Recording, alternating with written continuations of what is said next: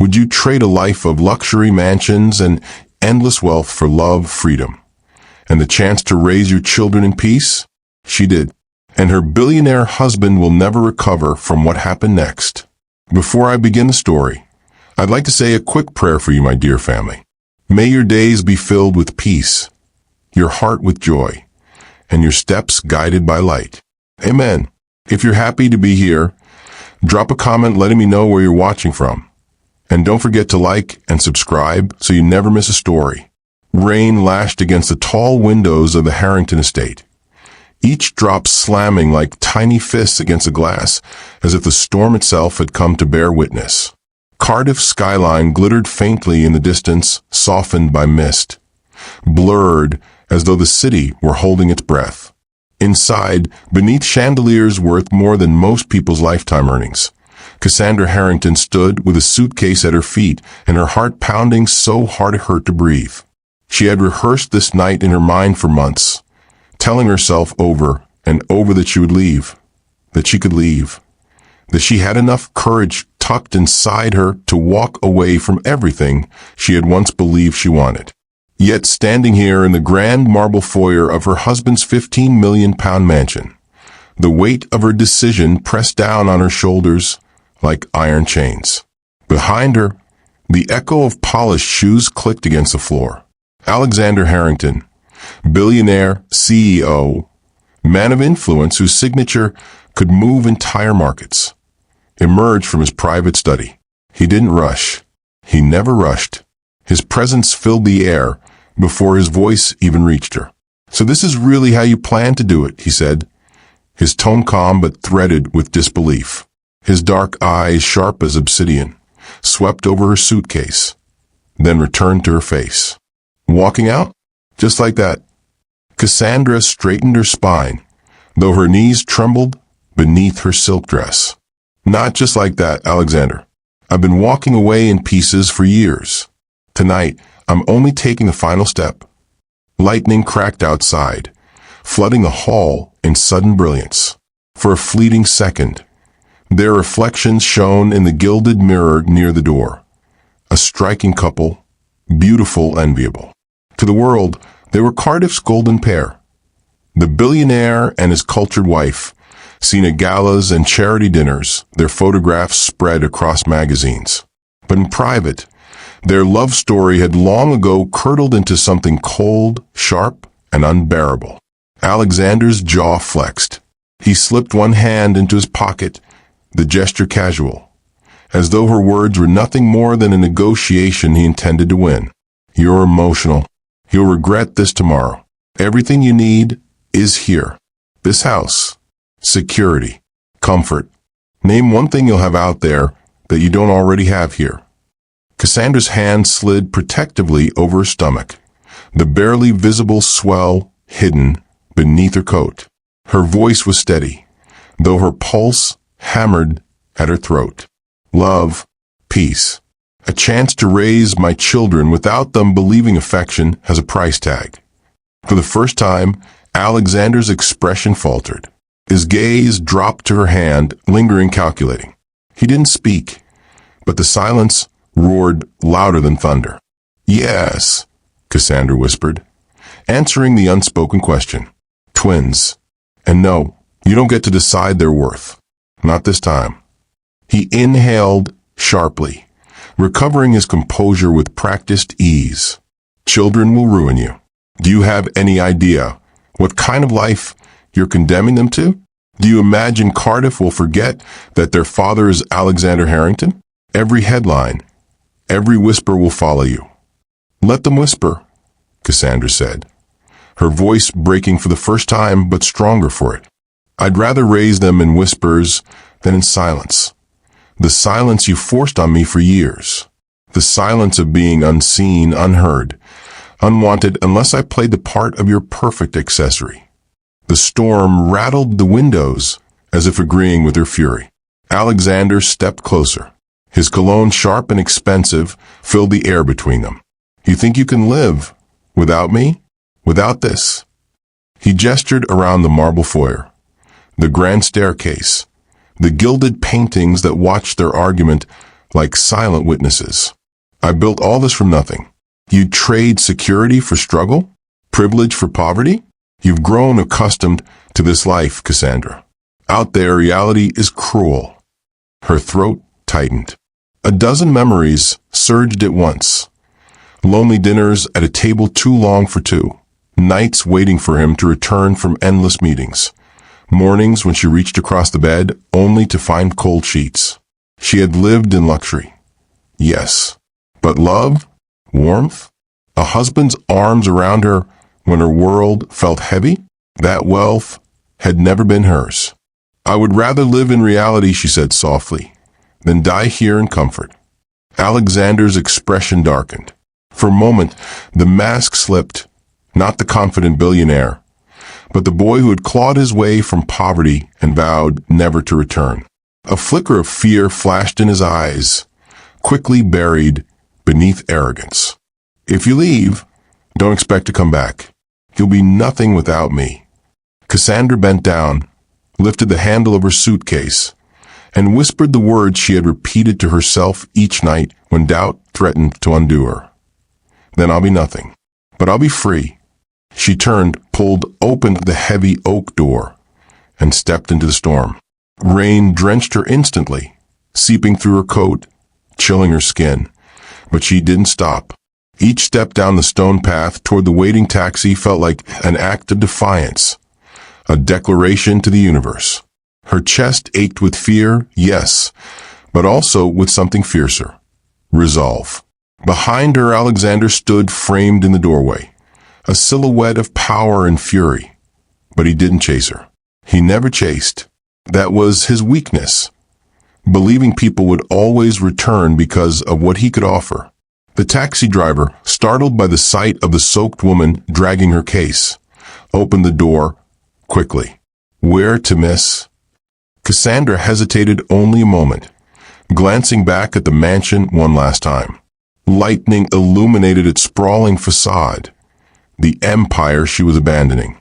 Then she whispered the address of a modest flat in the heart of Cardiff, a place she hadn't seen in years, but had never forgotten. As the car pulled away, she pressed a trembling hand over her stomach. Two fragile lives stirred within her, tiny heartbeats echoing against her own. Tears spilled down her cheeks, mingling with the rain. I'll give you love, she whispered to them, the kind he could never buy. The mansion faded into darkness behind her, and with it, the life she once thought was a dream. Ahead lay uncertainty, struggle, fear. But for the first time in years, Cassandra felt something else, fragile but real. Hope. The first time Cassandra Lockwood laid eyes on Alexander Harrington, she had been standing behind the counter of a small independent bookshop near Cardiff University. The air smelled faintly of coffee and rain-damp pages, and the old bell above the door chimed as he entered. She remembered the way the world seemed to tilt, how the chatter of the shop dulled into background hum when he stepped inside. Alexander did not belong in that shop. Not really. He was too sharply dressed in a tailored charcoal suit, his shoes gleaming in a way that made the worn floorboards beneath them seem ashamed of their age. His presence carried a gravitational pull, the kind that turned heads even before his deep voice requested something as ordinary as the collected works of T.S. Eliot. Cassandra, 24 and still uncertain of her place in the world, felt her throat tighten as she fumbled through the shelves. When she found the volume, she turned to hand it to him, her fingers brushing his briefly. He didn't flinch. Instead, he looked at her with eyes that seemed to calculate and consume all at once.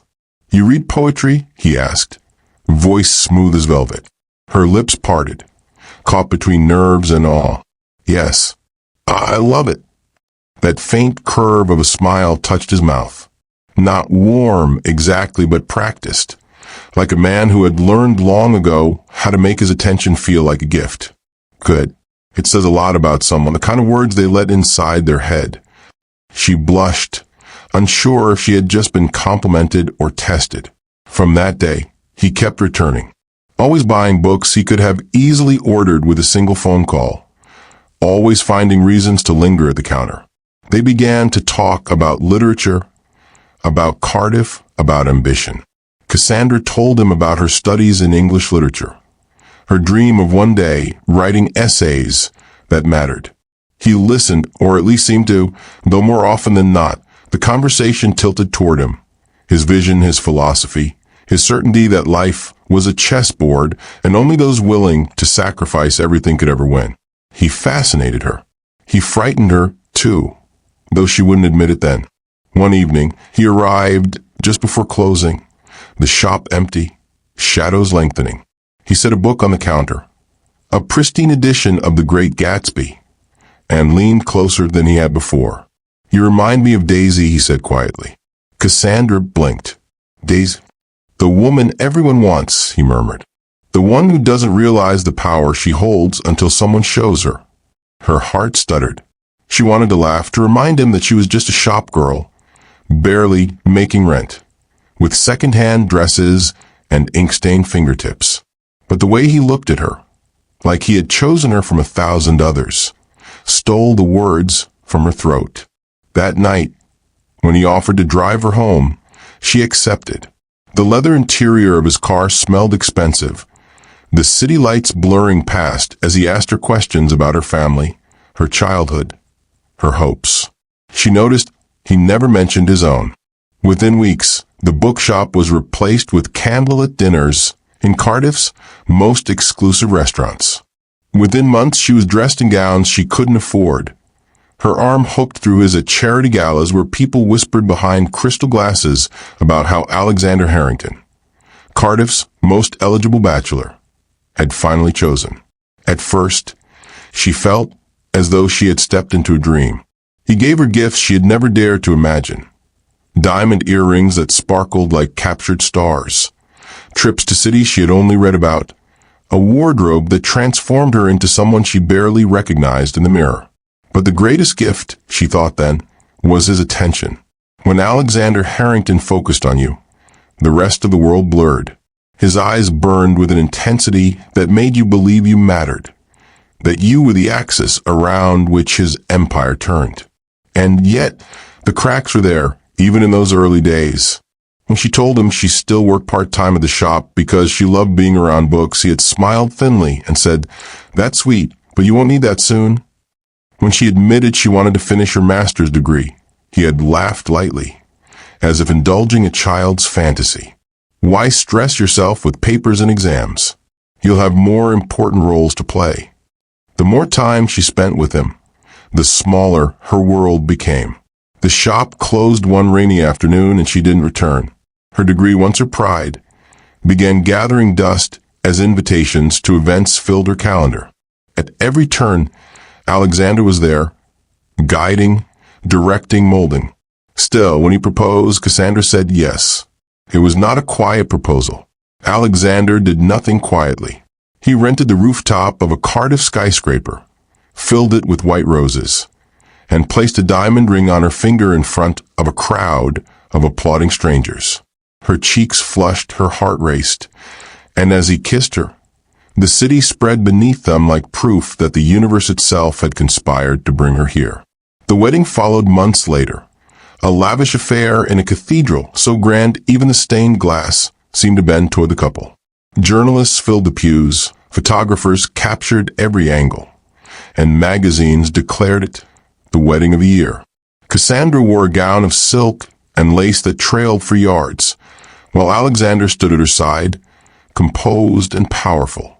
A man who had conquered everything and now added her to his victories. She smiled for the cameras. She smiled for her family, for his colleagues, for the thousands of eyes watching. And for a while, she even convinced herself that her smile was real. But on their wedding night, in the silence after the celebrations ended, she lay awake beside him in the sprawling suite, listening to the sound of his breathing. She realized then what had been nagging at her since the day she said yes. She knew everything about his achievements, his empire, his strategies, but she knew almost nothing about his heart. It was the beginning of the fairy tale's unraveling. The months that followed were gilded but hollow. She attended fundraisers and openings, always perfect on his arm, her smile flawless, her laughter carefully measured. The tabloids adored them. People whispered admiration and envy. But in the quiet spaces of their home, loneliness began to seep into her bones. She would wait for him at dinner. The table set for two, the hours slipping by until the food went cold and the maid packed it away untouched. She would wake in the middle of the night to find his side of the bed empty, his office light glowing at the end of the corridor. When she asked him once why he never seemed tired, he gave her that practiced smile. Tired men are weak men, Cassandra, and weak men lose everything. The words stayed with her. A chill had settled deep in her chest, though she buried it under silks and jewels. And yet she loved him. Or rather, she loved the man she thought he was in those first weeks at the bookshop. The man who spoke of poetry and listened to her dreams. She kept waiting for him to return, like a flame rekindling. But the Alexander Harrington she had married was not a flame. He was stone, polished, powerful, immovable. The fairy tale had been dazzling, yes, but it was not hers. And deep down, though she wouldn't admit it even to herself then, Cassandra already knew. One day, the story would demand a price she could not pay. The penthouse was silent, except for the faint hum of the city far below. Cassandra stood by the floor-to-ceiling windows, her reflection faint against the night skyline.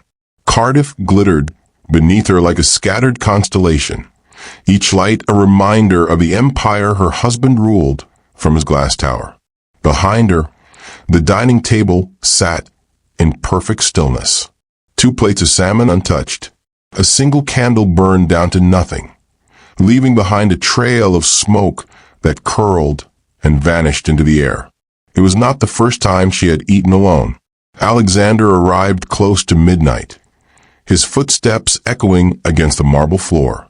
He carried the scent of whiskey and cigars, the aftertaste of boardrooms and backroom deals clinging to his tailored suit. His eyes flicked toward the table, then to her. But he didn't pause.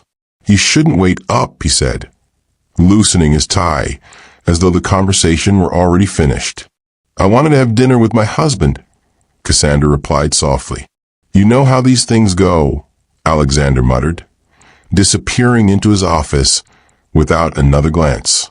The door clicked shut, leaving her in silence once more. Cassandra sat at the table, staring at the empty chair across from her. The loneliness pressed heavier each night, a quiet ache that no amount of diamonds or designer gowns could soothe. She thought of the bookshop, of nights spent reading until dawn, of conversations about poetry and possibility. Somehow, those simple things felt more alive than the golden cage she now lived in. The cracks widened slowly. At charity galas, she noticed the way he introduced her, not as Cassandra, not as the woman he loved, but as my wife, a title, a trophy, something to be displayed under chandelier light. People admired her gowns, her grace, but no one asked what she thought, what she wanted. She was part of the scenery, as interchangeable as the flowers on the tables. When she spoke to Alexander about it once, he laughed softly, brushing a hand across her cheek. "You don't understand, darling. They see you and they see me. Together, we project strength. That's all that matters." "And what about what I feel?" she asked quietly. He kissed her forehead, dismissing the question without answering. The longing for something more began as a whisper. It grew louder when she saw other couples, their children clinging to their hands, their laughter echoing in the streets. At first she ignored it, convincing herself she wasn't ready. But the thought took root, blossoming into a yearning she couldn't silence. One night, she gathered her courage. He was at his desk, surrounded by papers and glowing screens, his attention wholly consumed by numbers and projections. She stood in the doorway, watching him, her hands trembling slightly. "Alexander," she began. He didn't look up. "Yes, I've been thinking. Maybe it's time we start a family." The silence stretched, heavy and sharp. Finally, he lifted his gaze, his eyes cool and unreadable. A family? Yes, she whispered, stepping into the room. Children. A home that isn't just marble and glass. Something real. Alexander leaned back in his chair, his expression unreadable. Cassandra, do you know what children do to people like us? Her brow furrowed. What do you mean, people like us? They're distractions, vulnerabilities. They drain time, energy, attention. Everything I've built, the empire we live in, would suffer if I divided myself between boardrooms and a nursery. She stared at him, stunned. So that's it? You don't want children? He gave a small, controlled smile, as if speaking to a child who had asked a foolish question. Not now. Not when I'm at the peak of expansion. Maybe one day, when the empire no longer requires all of me. Until then, he gestured around the office at the glowing screens. The empire reflected in numbers and charts is my family. Her throat tightened, her hands curling into fists at her sides.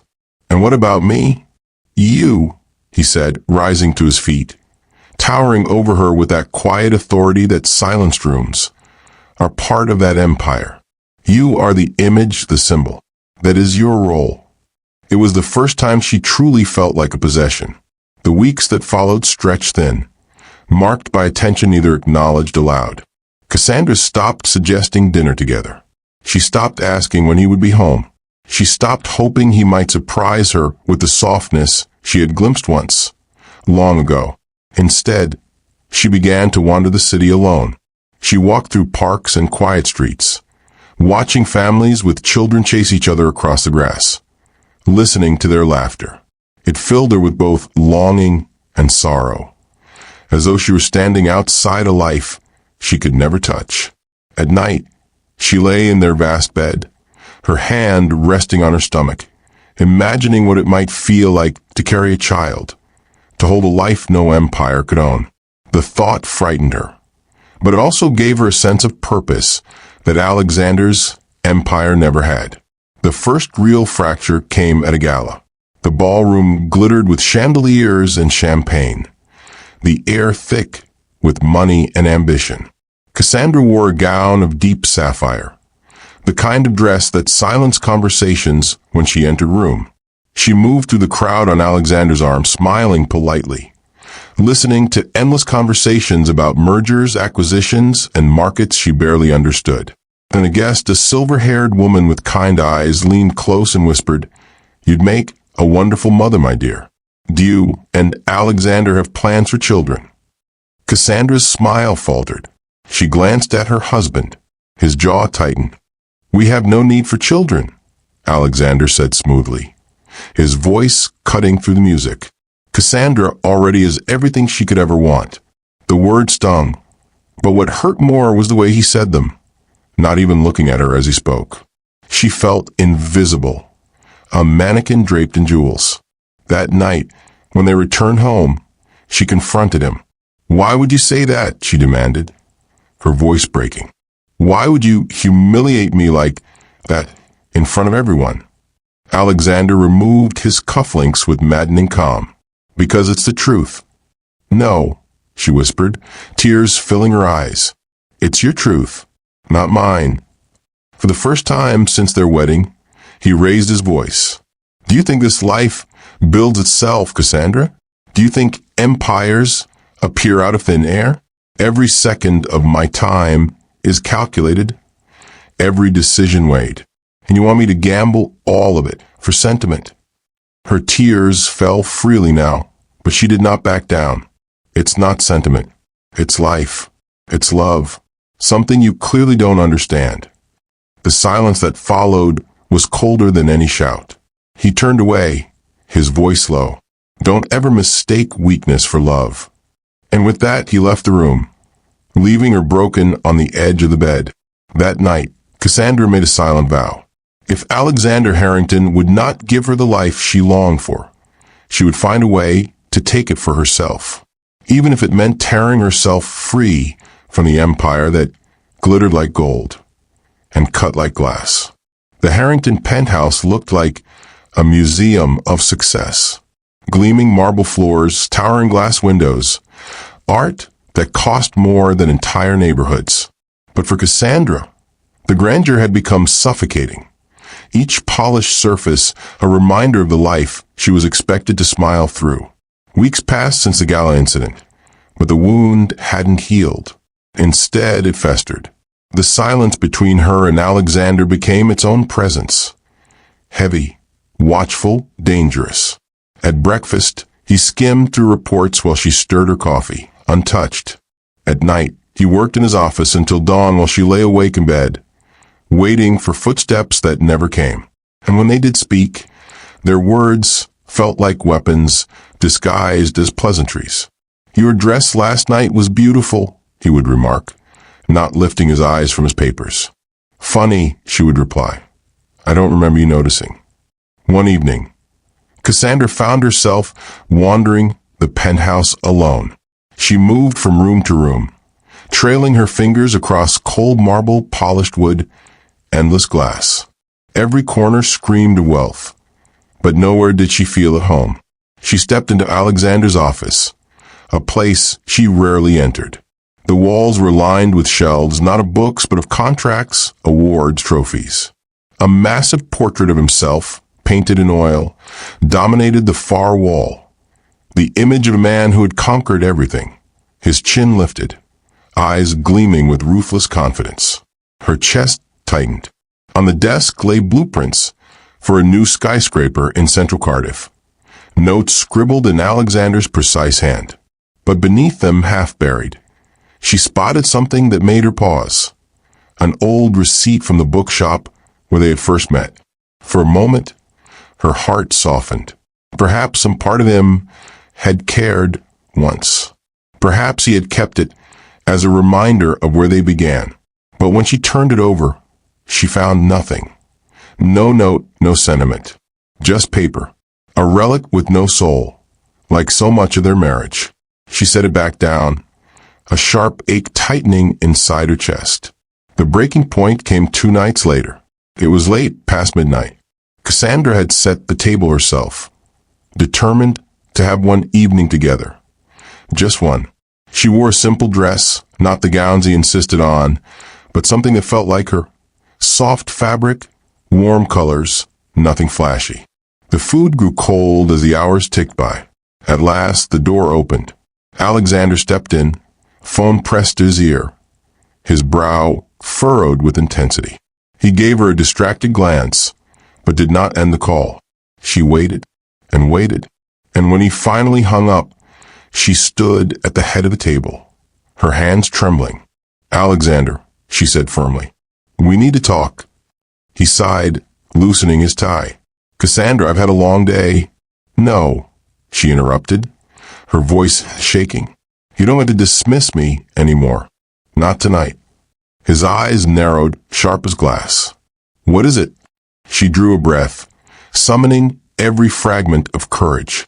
"I can't do this anymore. I can't keep living like a ghost in my own marriage. I want more than this empire. I want a life, a family." His expression hardened, the mask of the CEO slipping into place. "We've already had this conversation." "No," she whispered, tears stinging her eyes. "You talked. I listened.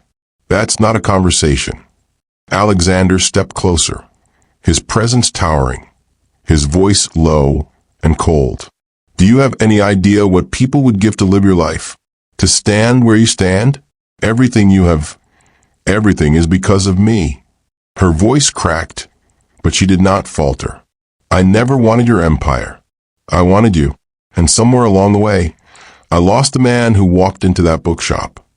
For a moment his mask slipped. Something flickered in his eyes, regret, perhaps, or longing.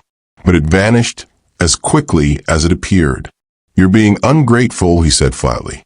"This marriage was never about fairy tales. It's about building something bigger than ourselves. If you can't handle that, then what?" she demanded, her voice rising. "Then I should disappear quietly? Be the perfect accessory while you build a kingdom that doesn't have room for me?" The silence stretched, thick and suffocating. His jaw tightened. His answer was in his silence. Cassandra's heart broke. She turned away, her vision blurred with tears. Then I have nothing left here. She left the table, the candlelight flickering in her wake, the sound of her footsteps echoing through the marble halls. That night, Cassandra packed a small suitcase. Just clothes, essentials, and a photograph of herself as a child. A reminder of who she once was before the empire swallowed her whole. She stood in the doorway of the bedroom, looking back at the life she was leaving. The silk sheets, the gilded mirrors, the endless view of Cardiff skyline. It was everything she had once thought she wanted. And yet it was nothing. Her hand trembled as she reached for the doorknob. For a brief second, she hoped he might stop her, that Alexander might appear in the hall, softer, vulnerable, begging her to stay, that he might choose love over empire for once. But the halls were silent. So she opened the door, stepped into the night, and walked away. The city air was damp and cold, the streets glistening with recent rain. Cassandra pulled her coat tighter, her suitcase rattling behind her. Every step felt both terrifying and liberating. For the first time in years, she was no longer Mrs. Harrington, no longer the billionaire's wife. She was Cassandra Lockwood again. And though she had no plan, no safety net, no clear future, she had something Alexander could never buy. The chance to begin again. She didn't know then that she was already carrying the beginnings of a new life inside her. She didn't know that twins would one day fill the silence she carried that night. All she knew was that she was walking away from $500 million, from marble and glass, from a man who could command the world, but not her heart. And with every step she took into the unknown, she felt lighter, freer, alive. The train rattled through the Welsh countryside, carrying Cassandra farther from Cardiff, farther from the glass towers that had caged her for so long. She sat near the window, her suitcase tucked at her feet, watching fields blur into a wash of green and gray beneath the heavy sky. Her heart pounded with the rhythm of the tracks. Every mile brought relief, yet also an ache that pressed against her ribs. She was free, yes, but freedom was a terrifying thing when you had nowhere to land. At a quiet station in a smaller town north of Cardiff, she stepped off the train. The air smelled of wet earth and wood smoke. Life moved slower here. Children in raincoats chased each other by the platform, and an old man tipped his cap as he passed. Cassandra pulled her coat tighter around her shoulders, clutching the handle of her suitcase. This wasn't home, not yet, but it was a place she could disappear. She rented a tiny cottage on the edge of town, a far cry from the penthouse she had left behind. The walls were uneven, the roof creaked when the wind blew, and the fireplace smoked more often than not.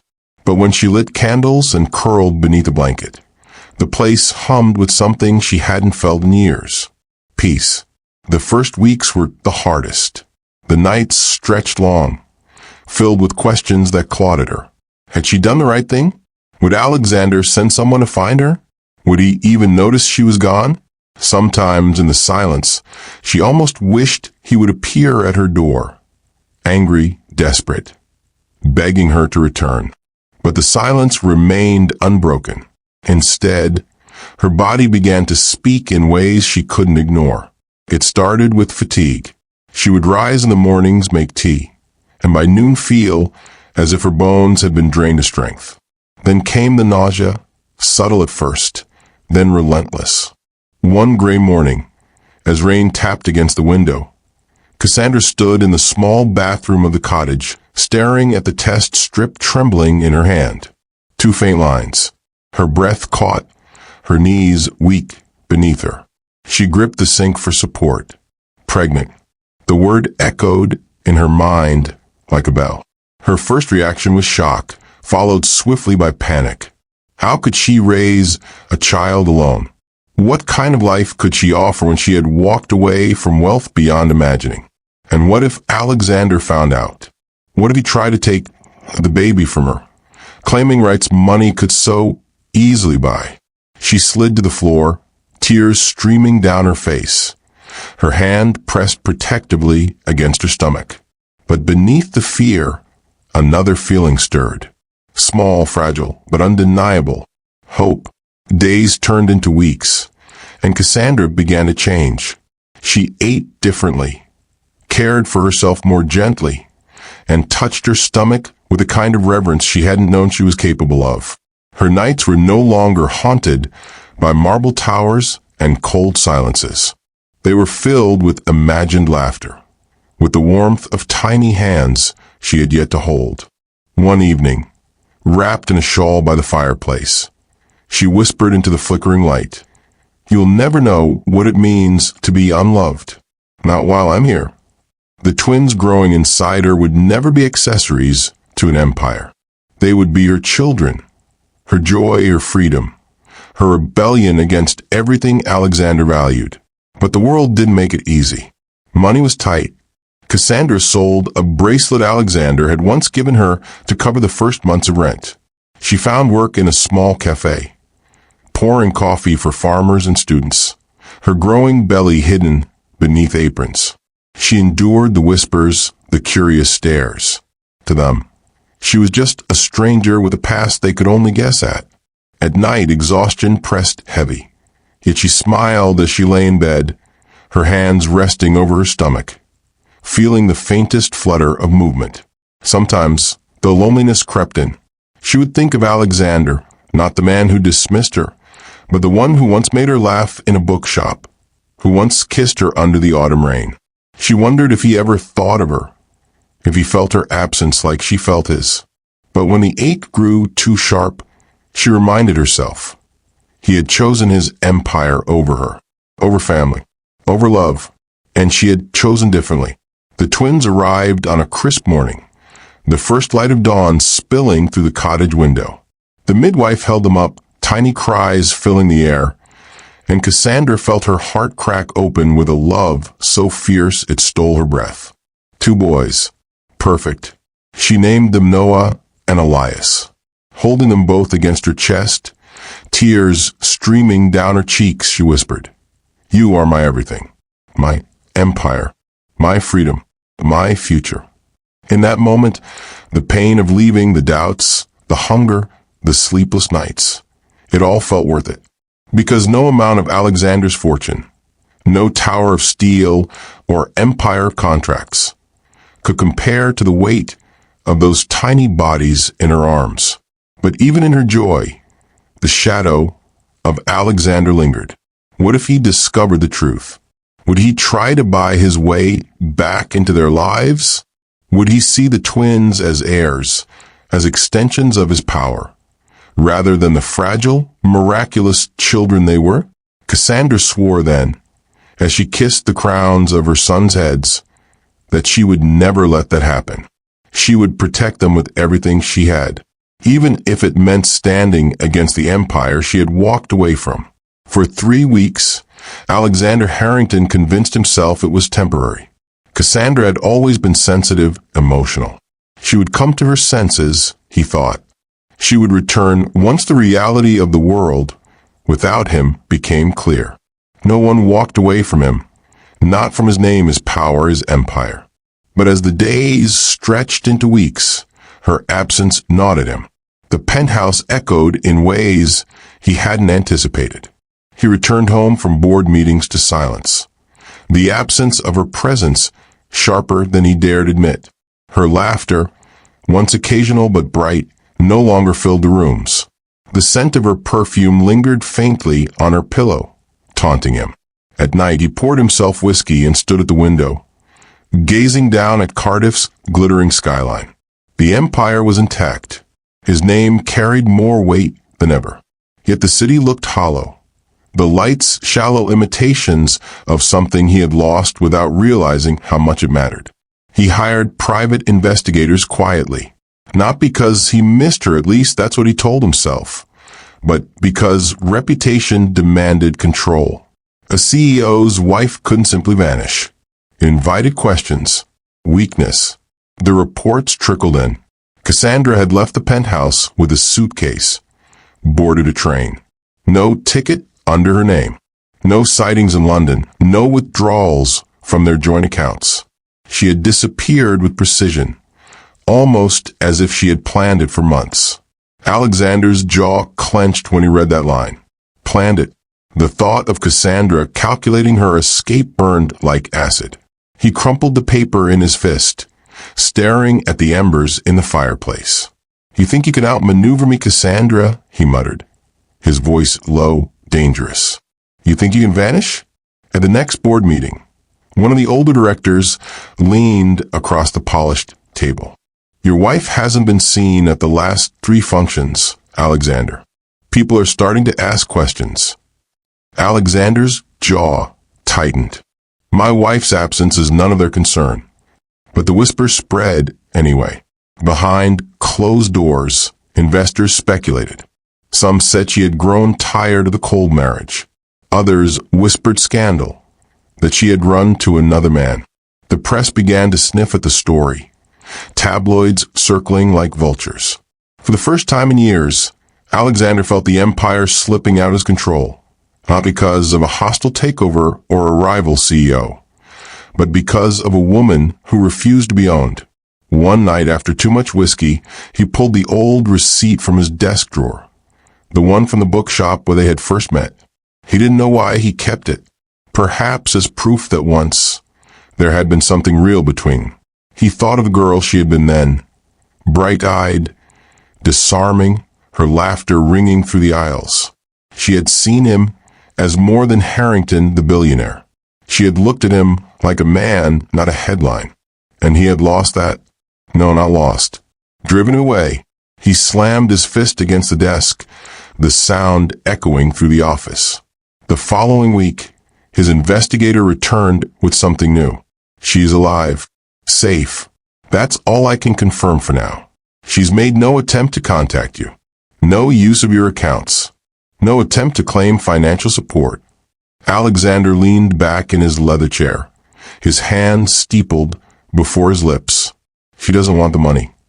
"No, sir," the investigator said carefully. "She doesn't." A slow, dangerous smile curved Alexander's mouth.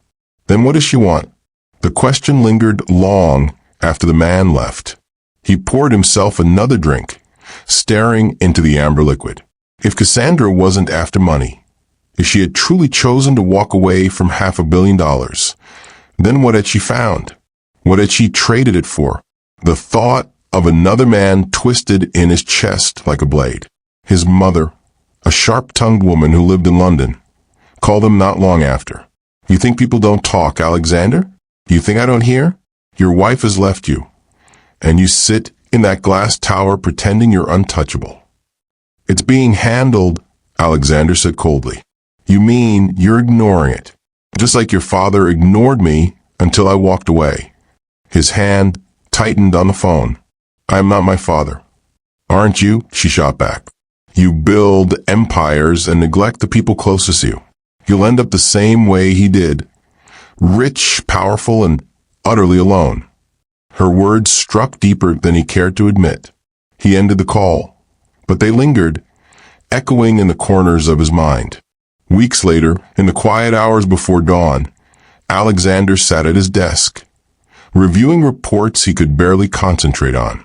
He hadn't slept. The empire was thriving. But for the first time in his life, success tasted bitter.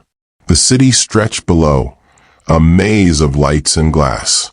Yet somewhere beyond that maze, Cassandra was out there, breathing, living, existing without him. And the thought consumed him. He didn't want her money. He didn't want her name attached to his empire. He wanted her, but not as she was before. He wanted her back after she had defied him, after she had proven she was capable of leaving him. That defiance made her burn brighter in his mind than ever before. It became an obsession. One evening, his investigator returned again, hesitant. "There's one more thing," he said, setting a folder on the desk. "We believe she may not be alone. She was spotted visiting a doctor in a small town. Frequently." Alexander's head snapped up. "What kind of doctor?" The man hesitated. a midwife. The world stilled. The sound of his own heartbeat thundered in his ears. Pregnant. The word ignited something dangerous in him. Shock, fury, disbelief. He rose slowly, his hands braced against the desk, his voice a low growl. "Find her," he ordered. "And this time, don't come back until you know everything." For the first time in his life, Alexander wasn't thinking of balance sheets, acquisitions, or rival corporations. He was thinking of Cassandra, of what she might be hiding, of who or what she might be protecting. And beneath the cold steel of his ambition, something raw and primal surged to the surface. If Cassandra had chosen to walk away, fine. But if she had taken something of his with her, then the empire itself would not stop him from reclaiming it. The cottage walls were thin, but the sound of her baby's breathing filled every corner. Cassandra sat in the rocking chair, Noah nestled against one arm, Elias against the other. Their tiny chests rose and fell in perfect rhythm, their fists curling instinctively around her fingers. She had grown used to the fatigue, the endless cycle of feeding and changing and soothing. What she hadn't expected was the way love expanded with every sleepless night, stretching her heart until it seemed too big for her body. Sometimes, she looked at them and felt a rush of disbelief. Two perfect little lives, hers to protect, hers to raise, hers to love, and hers alone. The village had begun to accept her, though curiosity lingered in the air like smoke. They knew she was a local. Her accent, her polished way of speaking, the expensive bracelet she still wore, it all marked her as different. But they softened when they saw her with the twins. Mrs. Howell from the bakery often slipped her an extra loaf. Young Clara from the cafe dropped by to babysit when Cassandra needed to shop. It wasn't a bustling city, but there was kindness here, the kind of quiet community she had never known in Cardiff's glittering towers. Still, Cassandra kept her past close to her chest. When asked about the father, she said little. When pressed about where she came from, she deflected. The less people knew, the safer her children would be.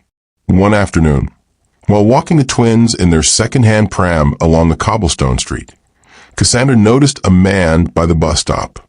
He was dressed too sharply for the town. An expensive coat, polished shoes that gleamed despite the mud. He wasn't looking at her directly, but she felt it. Her pulse quickened. She turned down a side lane, her grip tightening on the pram handle. She didn't look back until she reached her cottage gate. The street behind her was empty. Still, unease gnawed at her. That night, as she rocked Elias to sleep, she whispered to the shadows, "You'll never have them, Alexander. Not now. Not ever." She didn't know if he had sent someone, or if she was simply haunted by paranoia, but she could feel him like a ghost at her shoulder. His empire had long arms, and secrets were fragile things. The months passed, and the twins grew stronger. Noah was bold, reaching for everything with eager little hands, while Elias was gentler, watching the world with wide, curious eyes. Cassandra lived for their milestones, the first smiles, the first laugh that burst like sunlight into the room, the first time they grasped each other's hands. It was in those moments she felt her choice had been right. No matter the hunger, the loneliness, the fear, she had given them a life free of cold boardrooms and calculated affection. But even as joy rooted deep in her, tension coiled tighter. One evening, a knock came at the door. Cassandra froze, clutching Noah against her chest. Few people visited after dark. The knock came again, firmer this time. She set the baby in the crib and approached the door cautiously. "Who's there?" she called, her voice tight. "It's Clara," came the reply. "From the cafe. I thought you might need milk. I was passing by." Relief washed through her, but only partly. She opened the door to find Clara, smiling nervously, holding a bottle. "Sorry if I startled you," Clara said. "It's just, I don't know how you do it, Cass. Two at once on your own." Cassandra forced a smile, thanking her. But as Clara left, She caught sight of movement at the corner of the lane. A figure standing in the shadow of the trees, watching. Her stomach knotted. That night she packed a bag, just in case. She told herself she was imagining things, that her exhaustion played tricks, that the man at the bus stop, the shadow by the trees, were coincidences. But instinct whispered otherwise. She had lived in Alexander's world too long not to recognize its methods. Silence, waiting, watching. Weeks later, as spring pushed through the gray, Cassandra received a letter. It wasn't in her mailbox. It was slipped beneath her cottage door. Her hands trembled as she picked it up. The envelope was thick, expensive. No stamp, no return address. She tore it open. Inside, a single sheet of paper. 4 words. How are the twins? Her knees buckled, and she sank to the floor, the letter crumpling in her fist. He knew. Her sanctuary, her fragile new world, had been pierced. She wanted to run, to vanish again. But where could she go with 2 infants? How far could she get before the Empire found her once more? No, running wasn't the answer. This time, she would have to stand her ground. She gathered Noah and Elias into her arms, kissing their soft heads, her tears falling onto their blankets. You're mine, she whispered fiercely, and I won't let him take you. But as the fire crackled weakly in the hearth and the letter burned to ash, Cassandra knew this was only the beginning. Alexander had found her trail, and he would not stop until he reached the end. The days after the letter passed like walking across cracked ice. Every sound, every knock at the door, every shadow by the hedge made Cassandra's pulse thunder. She kept the letter's secret locked inside. Not even Clara, who had become something like a friend, could know, because if she spoke it aloud, it would become real, and she could not afford panic. Instead, she lived in a constant state of readiness. The bag stayed by the door. The twins' clothes were folded in neat stacks. The little cash she had was hidden beneath the floorboard. But no matter how much she prepared, Cassandra knew one truth she couldn't escape. If Alexander wanted to find her, truly wanted to, no amount of bags, floorboards, or prayers could stop him. It happened on a Tuesday.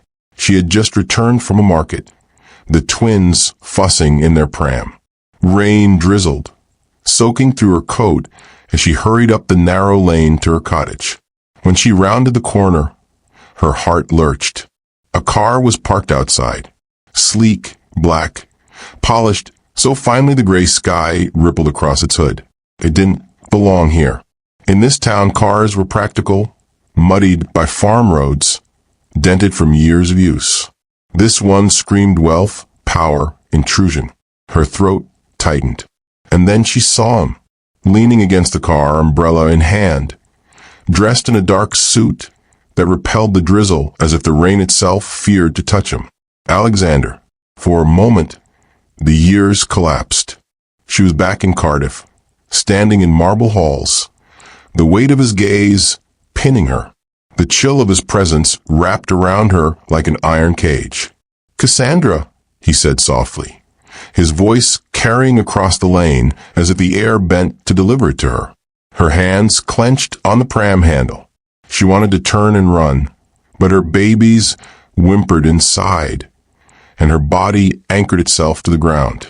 "Alexander," she forced out, her voice steady despite the storm inside. He studied her worn coat, the tired shadows beneath her eyes, the pram before her. For a flicker of a second, something unreadable passed across his face. But then it was gone, replaced by the cool composure she knew too well. "So it's true," he said. His eyes dropped to the pram. "Twins." Her stomach twisted. "Stay away from them." He stepped closer, unhurried, as though the rain were nothing more than background noise in his orchestrated world. "Do you really believe," he murmured, "that you can hide them from me? From me, Cassandra?" Her chest tightened, but she straightened, blocking the pram with her body. "They're not part of your empire," she snapped. "They're not trophies. They're mine." His jaw clenched, his control flickering for a moment. They're ours. No, she said sharply. You forfeited that when you made your choice. The silence between them stretched, thick with years of unsaid words. Rain pattered on the umbrella, on the cottage roof, on the cobblestones slick beneath their feet. Finally, Alexander spoke again, his voice low, dangerous. You left me. You left £500 million, Cassandra. And now I see why. You weren't just running from me. You were running with something of mine. Her breath caught. They're not yours to claim. His eyes narrowed. Everything that carries my blood is mine to claim. Her whole body burned with fury. She stepped forward, so close she could see the raindrops on his lashes. They're not assets, she hissed. They're not investments. They're children. And they will never know you, Alexander. Not the way I do. For the first time, his mask cracked. Something raw, hurt, anger, maybe even longing, flashed in his eyes. But then he drew back, regaining his composure. This isn't over, he said simply. And with that, he turned, stepped into the car, and drove away, leaving the lane empty but for the rain and Cassandra's trembling breaths. That night, after she put Noah and Elias to bed, Cassandra sat by the fire, her hands gripping the armrests until her knuckles whitened. He knew. He had seen them. There was no longer safety in shadows. He would come again, not with words, but with lawyers' courts, papers stamped with the weight of his empire. She thought of running. But where? Another town, another cottage, another lonely life? He would always find her. No, this time she couldn't simply run. She would have to fight. In the weeks that followed, subtle shifts rippled through her life. A stranger in the bakery who asked too many questions. A man who lingered by the cafe longer than his coffee justified. The sense of eyes on her as she pushed a pram down the lane. Alexander wasn't charging the gates. Not yet. He was circling, tightening the net, reminding her of the reach of his world. But Cassandra had changed too. Motherhood had sharpened her resolve. For herself, she might have caved. For her children, she would not. One night, as the twins slept, she took out pen and paper. Her hand trembled at first, then steadied. Alexander, she wrote, if you want to play this as a battle, then know this. You may have power, but I have something you will never understand. Love, and that will be enough to defeat you. She folded the letter, fed it to the fire, and watched the flames consume it. Because she didn't need him to read it. She needed herself to believe it. But as she sat in the flickering light, the twins' soft breaths in the next room, Cassandra knew the storm was only beginning. Alexander would return. And next time, it wouldn't be rain and words. It would be war. The letter from the solicitor arrived on a Thursday morning, slipped through the letterbox with the rest of the post.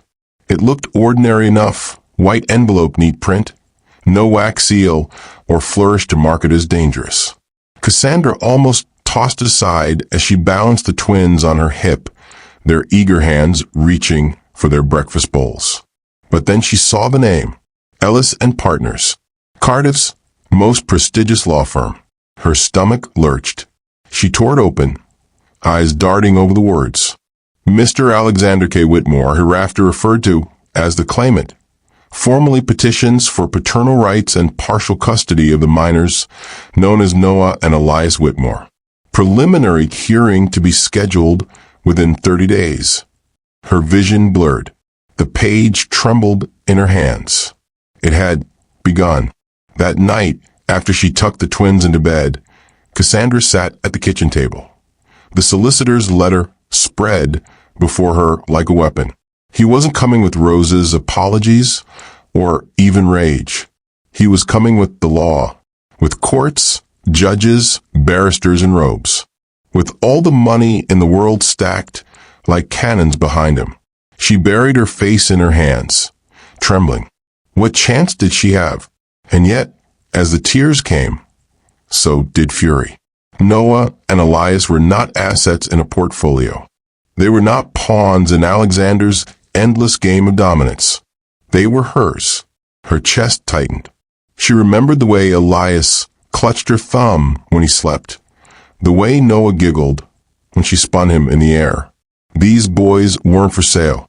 They weren't to be paraded at galas. They were her reason to fight. She needed a lawyer. But where would she find one who wouldn't fold the second Alexander's name was mentioned? For days, she searched. Calls unanswered.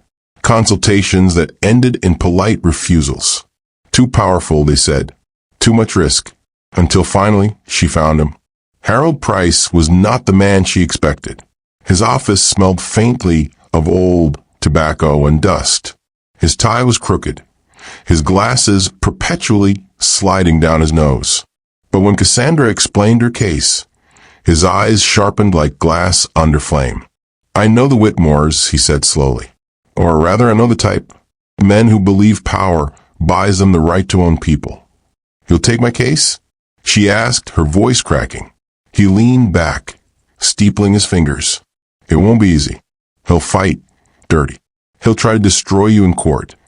Paint you as unstable, unfit, reckless. Do you have the stomach for that? Cassandra thought of Noah and Elias. Thought of Alexander's cold voice outside the cottage. Everything that carries my blood is mine to claim. Yes, she whispered fiercely. I do. The battle began not in court, but in whispers. Articles appeared in glossy magazines, painting Alexander as the misunderstood husband, abandoned by a selfish wife who had run off in the night. Photos of his glittering empire, carefully staged interviews where he hinted at betrayal without speaking the words. Cassandra's name was never printed outright, but the implication was clear. She was already being cast as the villain. At the market, neighbors shifted uneasily, whispers chasing her through the aisles. Once a woman she'd known for years turned her back, muttering about poor Alexander, left in the cold. The weight of judgment pressed in from all sides. But when she came home to her boys, when Noah clapped his hands at the sight of her, when Elias babbled nonsense stories in her lap, the fire returned. Let the world believe what it wanted. She knew her truth. The first hearing was set in Cardiff. Walking into that courtroom felt like walking into a lion's den. Alexander sat at the front, flanked by two sharp-eyed barristers in tailored suits. He looked immaculate, calm, controlled, untouchable. His gaze flicked to her only once, unreadable as stone. Cassandra sat across the aisle, Harold by her side. Her palms sweated, but she forced herself to look up, to meet Alexander's eyes without flinching. The judge entered. Papers rustled. The war began. Alexander's team struck first. They painted Cassandra as unstable, abandoning her marriage, living in near poverty, isolating the children from their father's resources. They implied recklessness, hinted at secrets, twisted her escape into a narrative of irresponsibility. Every word felt like a blade, slicing away at her dignity. But then Harold rose. He didn't shout. He didn't dramatize. He simply told the truth. He spoke of a woman who had chosen love and safety over luxury, of a man who had treated his family like possessions. He spoke of twins raised in warmth, in care, away from the cold grip of power. And as Cassandra watched, she saw the judge's eyes soften, just slightly. It wasn't victory, not yet, but it was a crack in Alexander's fortress. Outside the courtroom, Alexander finally approached her. "You're making this harder than it needs to be," he murmured, his voice like silk over steel. "And now, come back. You and the twins can have everything." Cassandra's throat tightened, but her voice came steady. "They already have everything," she said. "They have me." For a moment, just a flicker, his composure faltered. Something raw flashed in his eyes, anger, yes, but beneath it, something else. Something like loss. Then it was gone, the mask snapping back into place. "This isn't over," he said and walked away. The hearings dragged on for weeks, each one a battle. Alexander unleashed everything. Private investigators, character witnesses. even fabricated stories of Cassandra's instability. But Cassandra fought too. Harold found cracks in Alexander's narrative. Witnesses came forward. An old maid who had worked in the Whitmore household. A driver who had seen the shouting matches behind closed doors. Slowly, the truth began to thread its way into the court's cold walls. And through it all, Cassandra endured. Tired, battered, but unbroken. Because every night when she returned home, Noah and Elias clung to her neck, their tiny arms erasing the weight of the world. By the end of the month, the war had not been decided. The court adjourned, delaying its final ruling. But Cassandra knew one thing with absolute certainty. Win or lose on paper, she had already won. Because she had faced Alexander Whitmore, billionaire, empire builder, master of control, and she had not bowed. The final hearing fell on a cold morning in December. The frost clung to the windows of the Cardiff courthouse, and Cassandra's breath fogged in the air as she stepped out of the taxi with the twins bundled tight against her. The months of battles had worn her thin, but not hollow. If anything, she was stronger now. Her eyes sharper, her voice steadier. Her love for Noah and Elias tempered like steel. Beside her, Harold walked with his usual slow, steady stride, as if nothing in the world could ruffle him. "This is it," he said softly. "One way or another. Today brings an end." Cassandra nodded, clutching her sons closer. Inside, Alexander was already waiting. He sat at the claimant's table, immaculate as ever, dressed in a tailored charcoal suit. The gold of his cufflinks caught the pale winter light. Around him, barristers murmured, paper shuffled.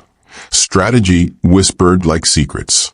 But Cassandra only saw him, her husband, her former everything, her tormentor and her wound. When his gaze lifted and found hers, a stillness passed between them. Not love, not anymore. Not even longing. But something older, more complicated. Recognition. They had built something together. Once. And destroyed it, too. The judge entered. The hearing began. Alexander's team presented their final case. A father with resources beyond imagining. Capable of providing the twins a life of luxury, security, opportunity. They painted Cassandra as stubborn, withholding, denying the children the life they deserved. When Harold stood, the room quieted. He didn't counter with wealth or promises. Instead, he spoke of humanity. "Children don't measure love in estates or bank accounts," Harold said, his voice calm but piercing. "They measure it in lullabies sung at midnight, in scraped knees kissed better, in arms that hold them through the storm. My client has given these children something no amount of money can buy. A mother's unwavering devotion. That is what matters. That is what endures." For the first time, Alexander shifted, his jaw tightening. His barristers whispered, but he silenced them with a glance. The judge retired for deliberation. The wait stretched like an eternity. Cassandra sat rigid, every breath heavy. Alexander sat opposite, his stillness betraying nothing, though his fingers tapped once against the polished wood. At last, the judge returned. "The welfare of the children is paramount in this court," he began. "While Mr. Whitmore offers resources of considerable magnitude, the evidence presented shows that Mrs. Whitmore has provided stable, consistent, and nurturing care.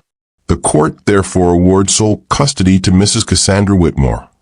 The words struck like lightning.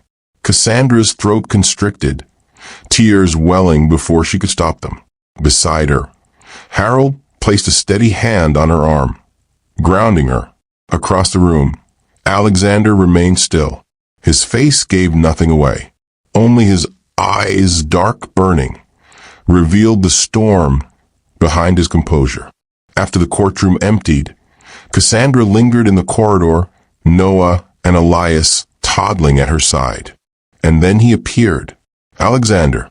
For the first time since this war began, there were no lawyers, no judges, no reporters. Just the two of them. and the fragile silence of a hallway. He stopped before her, his gaze falling to the twins. They stared up at him, curious, innocent, unaware of the empire their blood tied them to. He knelt, slowly, carefully. Noah reached out, touching the fabric of his sleeve. Elias blinked at him, clutching Cassandra's skirt. Alexander's throat worked. His lips parted, as though words might come, but none did. At last, he looked up at her. "You've won," he said quietly. "No," she whispered back. They did. For a long moment they stayed there, caught between everything they had been and everything they had destroyed. Then Alexander stood, straightened his cuffs, masked himself once more. "This isn't the life I would have given them," he said. His voice was steady, but softer than she had ever heard it. "No," Cassandra said, lifting her chin. "It's the life they deserve." He held her gaze a moment longer, then turned. His footsteps echoed down the corridor, fading until they were gone. That night, in the cottage warmed by firelight, Cassandra watched her son sleep. Their small chests rose and fell. Their fingers curled into tiny fists. She thought of Alexander, his power, his empire, the weight of his loneliness. She thought of a life she had walked away from, the marble halls and glittering parties, the wealth that could buy anything except the one thing that mattered. And she thought of now the cracked walls of her cottage, the hum of the wind outside, the quiet peace in her heart. She had chosen this life, and though it was hard, though it was lonely, though it had cost her everything, it was hers, and it was enough. In Cardiff, high above the city, Alexander stood at the window of his penthouse. Below, the lights glittered like constellations. His empire stretched out before him, vast, unshakable. But behind him, the silence was absolute. On his desk lay a single photograph, captured by a court clerk that day. Cassandra, walking out of the courthouse with the twins in her arms, her face alight with fierce joy. He picked it up, held a long moment, then placed it in the drawer of his desk, where no one else would ever see. And for the first time in years, Alexander Whitmore felt the hollow weight of everything money could not buy. Cassandra never saw him again, but sometimes when the boys laughed in the fields, or when the sun broke through the clouds after rain, she wondered if somewhere high above the city he thought of them too, not as possessions, not as heirs, but as the family he had lost and could never reclaim.